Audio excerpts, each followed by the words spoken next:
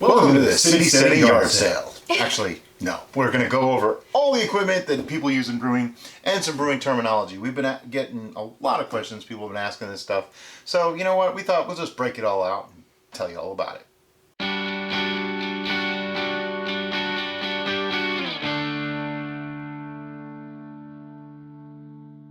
Hi, I'm Brian. I'm Derica, and you're watching City Steading. To learn to grow and brew, and to take control of your food, hit subscribe now. And check out the other links in the description below to find out where else we are. Alright, so this is kind of a beginner's video. And it's okay, because you know what? Even some of the people who have been doing it a while might learn something. You never know. What we're going to do is go through all the different stuff that we use. We mention these things, and a lot of people have been asking, like, what's an autosiphon? Okay, they're right, because you know what? We say it, and we don't say what it is. We just say, here, we're going to use the autosiphon. But when we started out, we didn't know what an autosiphon was. We didn't even know we needed one. Anyway. Sure, let's go with that story. He is a smart beep. See, I beeped my own self out. Yeah, I'm a smart guy. What can I say? All right, so the first thing that you're going to hear is carboys, right? What's a carboy? This is a carboy. This is a carboy. Some people call them demijohns. Well, that's an actual size. A carboy can come in many different sizes because this is a carboy too. And the giant thing sitting on the floor that you can't see. They come big. They go all the way up to, I think, like 6 or 7 gallons, and as low as, I mean, a quart mason jar could technically be called a carboy. A pint, a half pint even could be called a carboy. Don't waste your time making brews and stuff that's that big. It just isn't going to do any good for you. Anyway, that's a carboy, okay? They are basically your fermentation and aging vessels, all right? I prefer glass. You can totally do it in plastic buckets, like the big 5-gallon buckets. Make sure it's food grade, good to go.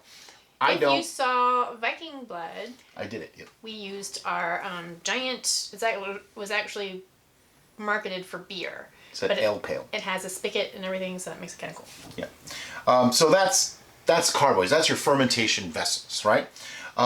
Then we have bottles, the final end where they go. This is a 750 ml swing top. It actually used to have cider in it, I believe. Might have been mead from a commercial brewery. This one is a swing top. It actually has a lid that pops on, and you can get it off really easily. They hold pressure nicely. They keep carbonation in if you need that. Swing top bottles, I think I can safely say, are our favorite. Oh, without a doubt. Bottle. They're the most versatile. You can use them for anything, and you can reuse it. Okay. They also have a built-in oops. So sort of, yeah. This little rubber gasket on it, this little orange part, it helps create the seal when it's. Yeah, that one's a tight one. When it's sealed, but if a lot of pressure gets in there, I feel that would give away before the glass would. We haven't had to test this, and we don't plan on it. We're cautious. But we have heard other people's tales of woe when they had a bottle bomb, and that's when the pressure inside the vessel grew to the point that the glass shattered and exploded. Yeah. Normally, when people get bottle bombs, it's because the fermentation hadn't stopped and they didn't realize that, and they went ahead and bottled. More on that in a few minutes. So don't do that. The other type of bottle, which there's several, is this is just a beer bottle. This is an actual, who's this by? I don't know. I can't read etched. it. I don't know. It's an etched bottle. This one is 330 milliliters, which to all us American people is 12 ounces.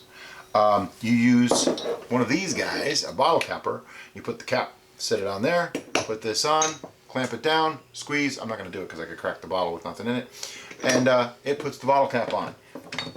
Very, very useful. These things are cheap. They're like 20 bucks. You can get them pretty easily. You can get them in our Amazon store. Actually, you can get everything here in our Amazon store, just so you're aware. For the demijohns, carboys, you're gonna want some stoppers or bungs. These have holes drilled in them already so that an airlock can fit in it, but it just fits right in the hole. Airlock goes in there, and there's your fermentation vessel. If you're doing a wide mouth, you're going to need a lid, but you need a lid that also has a hole. Yep, and it has a grommet in there so that it can hold a seal so that the pressure can actually work on the airlock. I'm going to go into airlocks now. This is a different style of airlock, so it would fit in there, and then this would just screw on the wide mouth. Now, there's a couple different kinds of airlocks. These are the two most popular. There's the twin bubble and the three-piece. Don't ask me why they named them that. I don't particularly like the three-piece. I think they're just a little boring. They do the job, and I have a bunch of them, and when I run out of these, I use these. What happens is water or air goes in. There's water already in this up to this level, but as the gases start to escape from your brew, they push that little piece up and they escape out the side. The gas escapes out the sides. Nothing can get in. No bugs, no nothing. Bugs as in actual bugs, fruit flies for one, they love to get into those brews and lay eggs. And bacteria, things in the air, stuff like that, natural yeast, they can't get back in. This one is actually my favorite. They're much more mesmerizing to watch. So this is why I like them. And they make that little bloop bloop sound. But same idea. You have a water level that's to about here. As the gases go up, they push down and push out through here. The gas just escapes. Nothing can get back in. That's the basics on airlocks. So the design of this one is similar to the design of an air trap on your sink. Yeah, same idea. So there's water in here and water in here, and when the gases push this water into this one, this is the little trap. And so when it makes its bubble, then it refills back with the liquid. Exactly. You'll hear about sanitization a lot, and it's really important in home brewing, okay? It's not as crazy as some people will lead you to believe. We've actually had a few people criticize us that we don't sanitize as much as we should. We sanitize everything before we do it. We wash our hands, we sanitize our hands, everything's sanitized. I am not going to worry about every little tiny thing that can possibly happen. In all the time that I've been brewing, I've had one infection, and it was because I screwed up, and it wasn't necessarily sanitization. It was headspace. Headspace and neglect. We'll just spill that Yeah. right here. And I waited far too long. Long story on that. But anyway, this is my sanitizer of choice. Some people use Oxy something. There's a whole bunch of them out there. I use this one. Why? Because when I walked into a brew store and I asked the guy, what sanitizer should I use? He shoved one of these in my hand. That's why I use it. I've read reviews. This is the best one. I'm sorry, it just is. There's others out there that claim to work in a different way. I don't think they work as effectively. Some of them are not sanitizers. This is a sanitizer. We did a video just on sanitization. Yeah, it's right there. It's right there if you're not familiar with our sanitization process. Anyway, this is Star San. Good stuff. This is what you should use for sanitizing. When it comes to cleaning, you're going to get a collection of bottle brushes and all kinds of stuff. We don't really need to get into how you use a brush, do we? You scrub, you know. Okay, on to some other stuff. Funnel. You're probably going to want one of these, whether you have one or not. I know this looks like it just came out of the garage and I just used it to change the oil in the car. Nope, I bought this specifically just for this channel. Why? Because black and red are my favorite colors. True story. Then we have the odds and ends, okay? This is, believe it or not, actually the replacement cup for a Magic Bullet. You know, the little mixer thing. But I use it as a hydration cup, and here's why. You might be able to see it. See these little ridges? Those, I call this my self-stirring cup because I can put some liquid in here, put the yeast in, and give it a swirl, and those ridges act like a spoon and stir it all up. I love these things. We have like 3 or 4 of them because we actually bought a Magic Bullet years ago and don't use it at all, but I use the cups for stuff instead. So they work great. These are also in our store. Anyway, next is let's go with the degassing wand. This is a degassing wand, okay? It's meant to go on a drill. It has the little bit end. I never do it. I did it once and it made a mess and I didn't like it. Your mileage may vary. Maybe it'll work for you. It's great if you're using one of these Carboys because you can actually use the little stopper that they have here. And then when it's on the drill, it won't make a mess. I usually degas in these just because. I don't know why. So that way it spins around and degasses everything. Probably really good at keeping oxygen out because of having this, but it's just the way I do things. I do it just like a spoon. In some of our recent videos, you might even see me using a spoon. On to bottling apparatus. Okay, This is an auto siphon. It's actually 3 parts. I'm not going to take it completely apart. We have this that I don't know what to call it. Can you hold on to that, please? This piece right here is called a racking cane. Then you have silicone tubing. Why anyone would just use a racking cane is beyond me, but some people do that and they somehow create a siphon and it works. I don't see how you do that without putting your mouth on the end of the tube or something else. It just really doesn't work. There's one thing I want to point out that we did not understand. This is kind of embarrassing. This little piece on the end comes off. I've always thrown them away. We didn't throw it away. We just tossed it aside. Oh no, I threw several of them away. Oh, really? Here I am trying to redeem him, and he's like, nah. Sorry, I'm honest. I'm honest. I made a mistake. Because to us, it just looked like a safety protective cap that, you know, and because it has this little indent in it, we thought that was what was supposed to stop. Yeah. I always thought that's the stupid. lease. And the lease is another term that we need to talk about. Lease, yeah, we'll get to it. Lease is the goop at the bottom. Gear, then. Well, because this. Okay, whatever. Yeah. So with this on it, it takes care of that lease problem even more, but Brian's gonna talk about that later. Anyway, that part. This goes in here. It creates a vacuum as you pump it, and this starts a racking process. Watch any of our videos where we rack something. You see how we use this. But this is called an auto siphon. Then, when you're bottling, we have what's called a bottling wand. This has a little jiggler on the end that prevents the flow when it's down or not touching. And as soon as you hit the bottom of the bottle, that goes up, flow comes out. This connects on here. I'm not going to do it right now. But that way you can control how much is going into your bottles very precisely. Then we have the measuring equipment. Now, there's more than just these 2 items. These are the 2 items that I use. There is the refractometer that I choose to not use. There's a vinometer, which is extremely inaccurate, so I don't choose to use that either. I use a plain old hydrometer, basic 3 type, what do they call it? 3-something hydrometer? 3 gauge? 3-something hydrometer. You only use one of them anyway. If you're not sure, we have another video either coming out or already out on how to read a hydrometer. And I like to use this graduated cylinder. This is a 100 milliliter graduated cylinder. If you can see, they're roughly the same size. Some of the cylinder we had that actually came with this hydrometer was a 250, even worse. It was humongous. So you had to get all that liquid like out. half a bottle in there trying to just figure to it out. take a reading, and that seemed excessive. So somebody actually tipped us on the smaller one. I don't remember who. I don't know.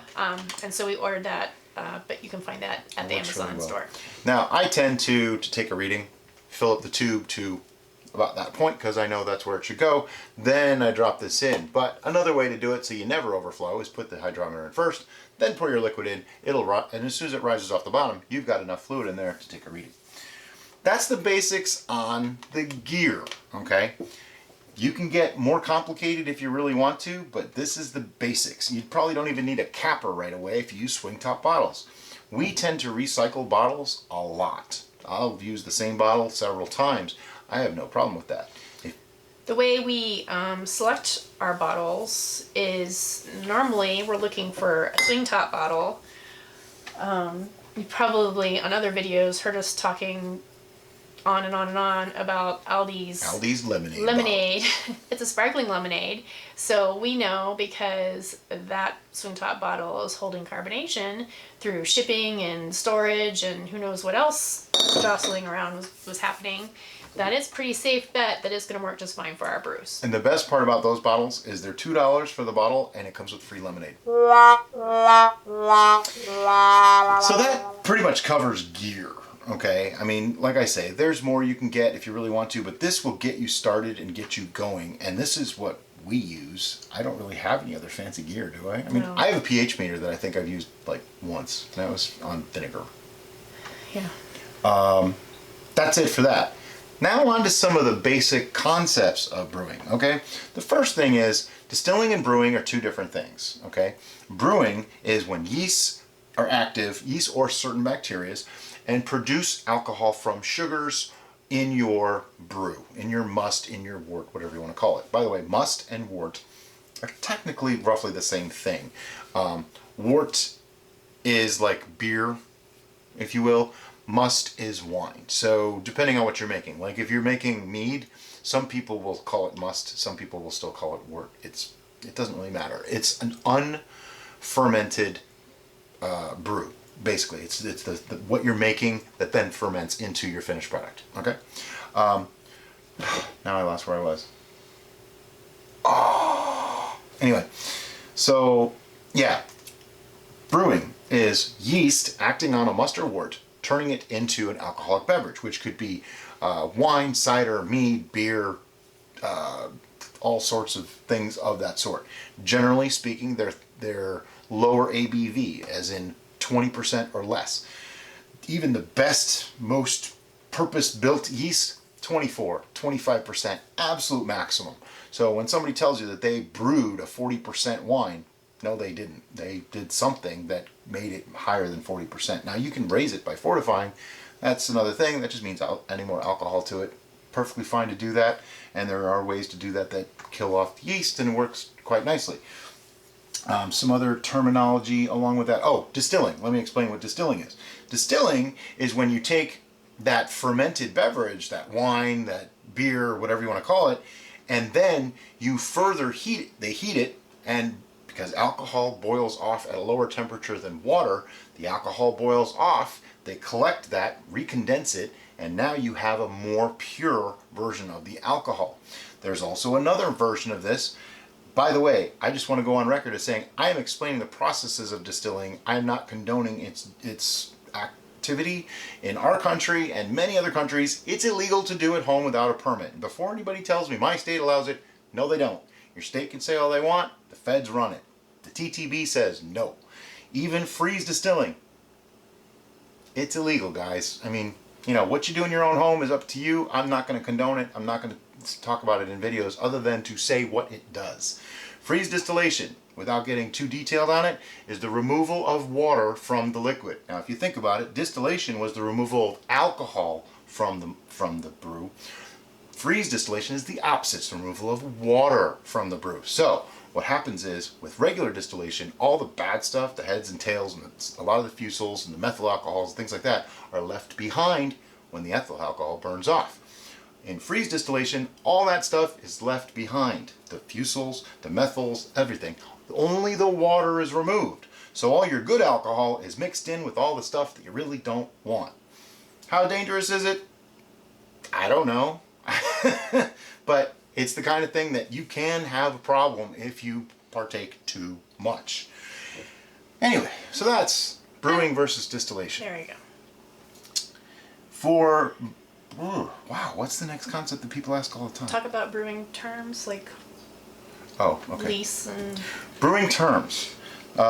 Lease. L-E-E-S. A lot of people ask about that. What that actually is it's any solids that have fallen out of solution and they make a little layer on the bottom. Sometimes it's really thick, sometimes it's really thin.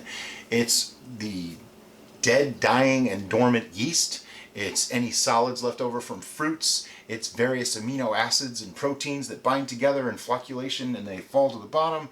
There's a lot of stuff in there. Usually you don't want to drink it. It's not bad for you, it just doesn't taste real good. And it clouds up your beverage. It's what most people want to eliminate so that they make nice crystal clear beverages. As Derek was talking about with the auto siphon, is why I wanted to say this now. Now that we know what lease is, and we know it can make a little deep layer at the bottom, this here can protect it. By not having that on, we were just sucking it up and losing a lot more product actually in the process. This, put on there, duh, so simple. But hey, I'm a natural blonde. So another word that Brian mentioned in his description of lease, which he kind of just glossed over, was flocculation. Flocculation. And what that means is to group together. And this is what you want to happen. I knew she was going to do this. That's why when you want your beverage, when it's all done fermenting and you want it to clear out. You want those solids to flocculate, to group together and fall out of solution, which means fall to the bottom, which creates the lease. Primary and secondary fermentation. Also aging. I'm going to throw that in here too. Primary fermentation is when you've just put it all together and you want your yeast to start working. okay? From that point until the yeast are done, as in your gravity that you use your hydrometer for, doesn't change for a period of, some people say 3 days. I like to go at least a week just to be on the safe side. 2 weeks is even better. There's no harm in leaving it. Nothing's going to happen. That's primary fermentation. While I'm on primary fermentation, this has come up recently a lot too. People are very quick to want to rack things off the lease. I gotta get it off the lease. To the point that some people have racked it too soon and killed the fermentation. You don't want to do that. The reason why you don't want to rack it right away, and we will talk about what racking means in just a second, is that you are removing a good portion of the yeast, whether the active colony of yeast, they're dead or alive, and so fermentation can't continue, which is what stalling is when it just well, it's stops. hard to kill a fermentation by racking, but if you do it too soon and too often, like if you just keep racking every 12 hours for a few days, you're very likely to stall it at least, if not stop it completely. So what is racking? Good question. Okay, racking is what you, sorry. It's okay. Racking is what you do when you move it from one vessel to another. And it's basically how you get from primary fermentation to secondary fermentation is by racking it. You remove it from the lees and put it into another vessel and let it do its thing some more. So what you're doing is you're using your autosiphon in your primary vessel and you're getting the liquid out and leaving the solids, the lees that's on the bottom, and putting it into a new container. We have instituted our new 2 racking rule, which means we will do this twice. We will get the liquid off of the lees and put it into a new vessel, and we'll let that sit for a long period of time. A couple weeks usually. And then we'll rack it again before bottling. And that way we won't end up with unwanted sediment in our bottles. It's just a cosmetic thing, really. Yeah. What I wanted to talk about with the lease, though, a lot of people are very quick to want to get it off that lease because they seem to think that it's bad. Now, if you left a brew on the lease for a year, you might run into problems. There are certain yeasts that, yes, absolutely, it's going to create off flavors. Other yeasts, probably no effect whatsoever. The lease just falls and compacts. It is not really interacting with that brew so much anymore. You can leave it for months and it's fine. I have done it. Our super simple sicer, 4 months, original fermenter, racked it off right into glasses and drank it. It was wonderful. No off flavors. So the biggest piece of gear and equipment and ingredient that we can talk about here is time. It's the one thing that a lot of people don't seem to realize goes into these things. You have to give it time. All of these brews want to make themselves. We just need to get the heck out of the way. The more hands-off you can be, the more it's going to work all on its own. So many times people have questions on cloudiness, questions on this, and the answer is let it sit. Just let it sit. Even degassing, you don't even have to degas it. Let it sit. It'll naturally off gas on its own. But anyway, from the lease, don't worry about it. If somebody tells you, oh, it should be done in 2 weeks, you know what? Check it in 3. And then check it again after 4. If at that point your hydrometer reading hasn't changed, now you can take it off the lease if you want to. You don't even have to. But anyway, from primary to secondary. Secondary fermentation is kind of misnamed. It's not really an active fermentation. It's a very minor fermentation. You might move 5 or 10 points. It's probably not going to move very much. Secondary is normally when you're going to add a flavorant that would have been fermented out, so you wouldn't have got that flavor in primary. So there's a lot of fruits, even some spices that may have been too harsh if they were left in that long, and you're going to add them in secondary. I have something else to add to that exact statement there. She's right. A lot of the time, if you're going to add fruity flavors and stuff, you want to do it in secondary. But I have a rule of thumb on this. I like to add them in both. And here's why. If you put a fruity flavor or any flavor into primary, as long as it's not going to hurt the brew, you get the essence of that thing. Like, if you put in raspberries, you're getting the fermented essence of raspberries. It might not taste like raspberries to you, but it's there. It's this little hint. If you put more raspberries in secondary, now you're getting that real fruit punch. So what we have is both combined adds complexity, gives a brew more depth of flavors, things that it's one of those things that if you don't do it, and it might taste perfectly fine. But then when you have one that did it in both, you'll go, oh, this is so different and better. It's true. That's the difference. It's just an extra level of complexity. Doesn't take a lot to do, so I do it. That way I get both sides.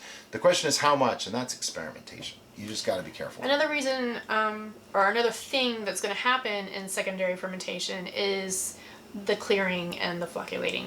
Oh yeah. So if you end up with a brew that you have in secondary and it's really cloudy and it's not clearing the way you want to, an option for you is cold crash.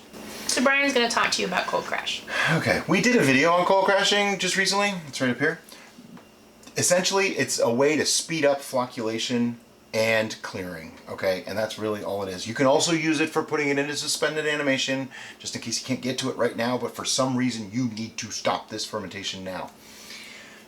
Again, it's in that video. It's kind of long, that's why I didn't want to get too much into it here. But cold crashing essentially is putting it at near freezing for a period of time, a couple days to a couple of weeks, and it should clear out. Okay, that's the simple aspect of it. So after it's all clear, it's all done, it's time for bottling. We already went over what tools you need for bottling. We already talked about the different types of bottles that are available to you. You do have a choice to make your bottling time. You do. Are you going to leave it still, as in not fizzy, or are you going to naturally carbonate and make it fizzy? So, if it's going to be still, you want to make sure you degas it. We did talk about that briefly, but this is when you, once it's completely racked, there's no lees because you don't want to mix that lees back up. That's why you rack. Then you're going to rack. Okay. At this point, she's right. If you are going to put it in non-pressurized bottles, you definitely want to have it still. Otherwise, it could pop the corks, it could blow the bottle. Bad things can happen. You don't want carbonation to form in there. But if you want to actually have a carbonated beverage, you need to degas it. A lot of people don't seem to understand that. They think, oh, it's already fizzy, I'm just going to bottle it. No, you want it to taste good too. The gases that are in there don't really taste all that good, and usually they've been building up during the whole fermentation, so they're in there a long time. They are flavoring that brew. You want to get them out of there. That way you can add fresh gases. They're basically the same thing, but for a much shorter period of time, much smaller concentration. They don't flavor the brew so much. And really all you're doing in natural carbonation, that's what it's called, natural carbonation, or bottle conditioning is another term for it. You're taking that bottle and you're putting either some sugar directly into it, which it could be sugar, it could be honey, it could be corn sugar. There's a lot of different things to use. There's also carbonating pellets, which, I hate to tell you guys, they're just sugar cubes. It's the same thing. You can either put it right in the bottle, or what I do is I mix it all right into my brew. That way I don't put a little too much in this one, not enough in this one, a little too much in this one. It's all the same and uniform throughout. General rule of thumb, for a dry beverage, meaning not sweet, 1 ounce by weight of white sugar per gallon of brew. Very, very simple. You do that, you'll never go wrong. It'll carbonate, it'll work every time. You won't make bottle bombs. But anyway, that's natural carbonation. You put it in there, you put the cap on it, let them sit at room temperature for 5 to 10 days, then they're carbonated. Now, at that point, because your brew was probably dry when you did it, like beer is the norm that you carbonate with, there's nothing left to ferment anymore. Therefore, you don't have to refrigerate it if you don't want to. If, however, you did it with something sweet, like a ginger beer or something like that, you probably want to refrigerate them. Otherwise, that might keep fermenting and not taste very good. You do have another choice. Pasteurization. Which kills the fermentation completely, stops it in its tracks, and that way you can have a sweet carbonated beverage that won't explode. Watch our ginger beer pasteurization video right there for more information on that. What else? It's a whirlwind tour of the brewing world. I honestly do not know. I think we're good for now. I think that was good. If there's something we have not covered in our crazy amount of babble, please leave it in the comments below and we will get back to you. And the reason why we really push that is because more than likely if you have that question, somebody else does too. And we like to share that information. Alright guys, as always, thanks so much for watching. If you like this video, give us a thumbs up. And don't forget to drop a comment in the thing below. Let us know how we're doing. And say hi. We get a lot of waves in there. It's okay. But anyway, have a great day. Bye-bye. Hey everybody, thanks for watching. Don't forget, if you want to learn to grow and brew and take control of your food, hit the subscribe icon down below and don't forget to hit that little bell. That way you get notified of everything we do. And if you really like what we do, consider becoming a patron. Information in the descriptions of all of our videos. Thanks guys, have a great day.